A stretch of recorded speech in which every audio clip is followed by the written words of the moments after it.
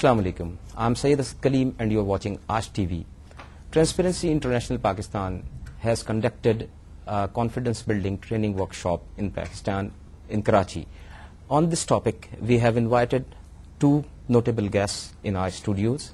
Ms. Yunita Olaya, she is Transparency International Secretary at Berlin, and with her we have Sayyid Adil Gilani. He is Vice Chairman and CEO of Transparency International Pakistan. Welcome to our talk show. Ms. Yunita, what is the purpose of this workshop in Pakistan?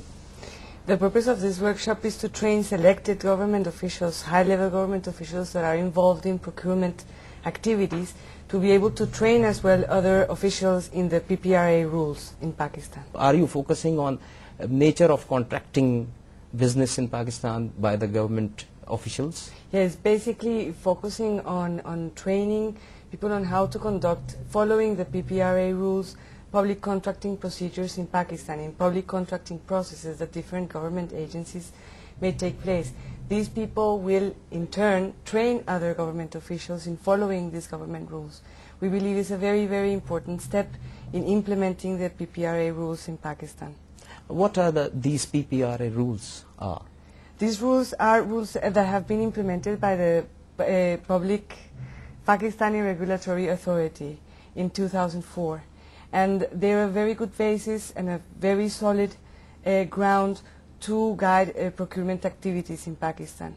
So what we are is we are together with the World Bank, with NAB, with the PPRA and the Auditor General, joined forces with TI Pakistan and Transparency International to train people in these PPRA rules so that they can implement it. So it's the first, is an additional step to help in the implementation of these rules. Mr. Adil Gilani, we have recently conducted a CBT workshop in Karachi.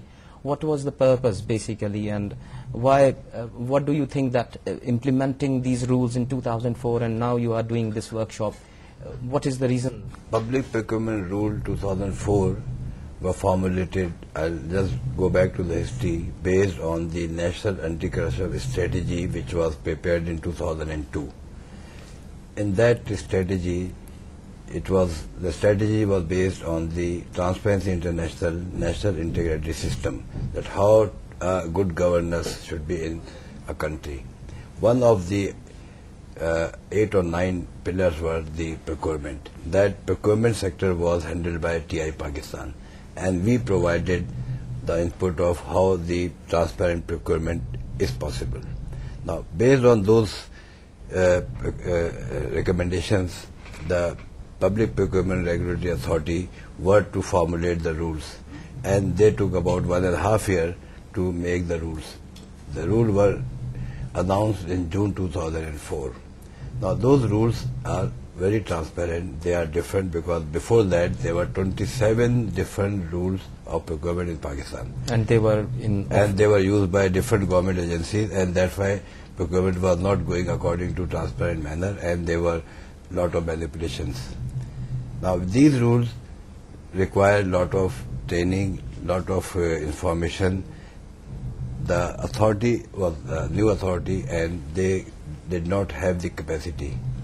TI Pakistan, being the originator, were trying to convince the different government departments to do the procurement according to these rules, because we have a coalition with NAB on you mean National Accountability Bureau? National Accountability Bureau, and we jointly together we started a program of awareness.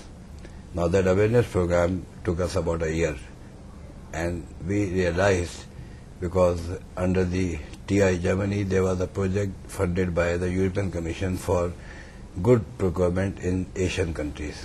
We suggested that in Pakistan we are at a stage where the rules are made, now those rules are to be implemented. So we have arranged this workshop to teach the government departments, senior officers, how to use this rule in the Okay, we will talk on it later. Ms. Olaya, will you tell us what is the impression on current reforms in Pakistan? Well, we have said this before, and actually the statement of our chairman at the initiation of this workshop confirms that it is clear that Pakistan has made impressive advances towards reforms, towards implementation of reforms in the direction of bringing in more transparency and reducing corruption in Pakistan.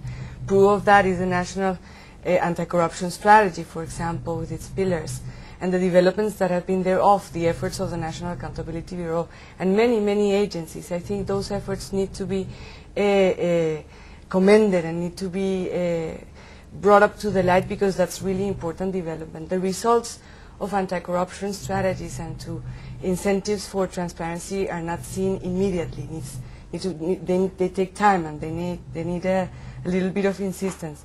But there is a lot of improvement, and also, you know, for us it's a reason of pride as an international movement to see the immense amount of work that TI Pakistan has performed in Pakistan, and many of those advances are the direct result of TI Pakistan's initiatives. A couple of years ago, Pakistan is very notorious as far as corruption is concerned, and it is still. But where does Pakistan stands now in the world level?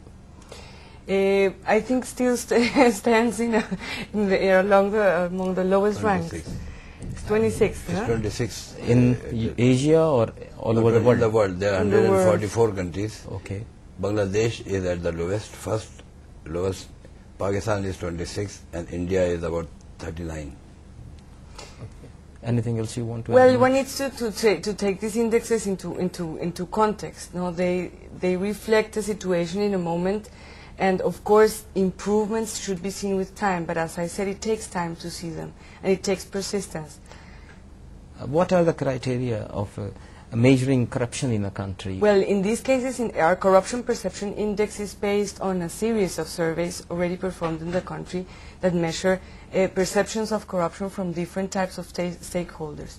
In total, in different countries, there are different surveys and different sources of surveys, but more or less, each country has between 5 and 10 or 12 different sources of surveys. So this is